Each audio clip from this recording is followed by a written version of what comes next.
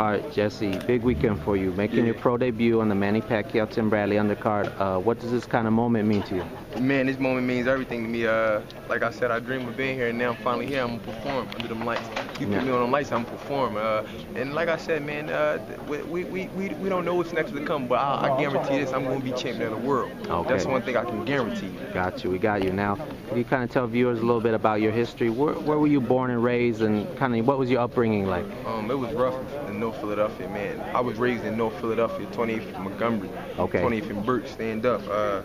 I was born in a rough area. Okay. Though you couldn't be soft. There's no soft in between because you'll get bullied and carried over. Okay. You'll get taken advantage of. But my dad he raised me as a tough kid. You know, if you can't swim, you're gonna drown in it. That's his motto, and that's what I live by. If you can't swim, you're gonna drown. And obviously, I survived in North Philly. I think I can survive anything in the world. How did boxing come into your life? Could you tell me about that? My dad started me out at 7 years old in the kitchen of our home. Oh, wow. 1833 North Newkirk Street, in the kitchen. Before we even went to the gym, he was grooming me. You know, when I was, I think, 4 months out of my mom's womb, he picked gloves in my crib, and I still have those gloves to this day. Gotcha. So it's like, you know, I played with him, my mom said, and I think that's where it all started. My dad putting the gloves in the crib. If it wasn't for him, I wouldn't be here. And that's how I got started, and that's how I became the guy I am today. And that's how I won everything in the amateurs.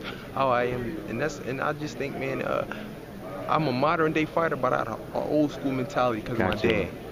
Now, could you take us kind of inside of the gym scene in Philadelphia? What was the training like? How intense was that? The training was grueling. For this fight, we worked with Danny Davis at Joe Haynes Boxing Gym, and the training was hard. Strength and conditioning with Danny, pad work with Danny. You know, my dad, he the strategist, he's the coach, but Danny, you know, just with the strength and conditioning, this fight, it was like, you know, it was rough. It was rough for this camp because on a big stage, and I pushed my body beyond limits that I thought I couldn't go to. Danny Davis pushed me on. So I mean, I just think it's a wonderful thing, man. Danny Davis is a wonderful strength and conditioning coach, and he's an expert. Now, your amateur days, you know, the traveling, just being a youth, going after your dreams. What was those days like?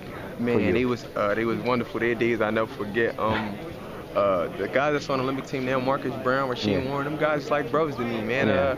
They ever need me for something, man, they call my phone. I'm there. I meet a pack with certain guys on the Olympic team. You know, I vowed that I always be a brother, and you know, we made a pack. But traveling all over the world to go to Russia, I mean, to go this place, to go to Russia, to win this, to go to Italy, and do these different fights, it's like major for me. Like I'm gonna miss some days, but you know what I mean, that's in the past, and this is the present. Sounds like you're going to be a colorful character for the sport of boxing. We're looking forward to you. In your opinion, when you know guys maybe like a Pacquiao and Mayweather walk away, what is boxing going to need to survive and flourish? They're gonna need a Jesse Hart. That's what they're gonna need. They're gonna need Jesse Hart to survive. Like I said, man, when those guys walk away, it's gonna be my time, and it's only gonna be just a matter of time that I get that middleweight title, and then I move on super middleweight and get that super middleweight title, and then I move on up to light heavyweight and capture one of those belts. And then I go to cruiserweight and capture one of those belts, and then you know heavyweight. We going after all of them from middleweight.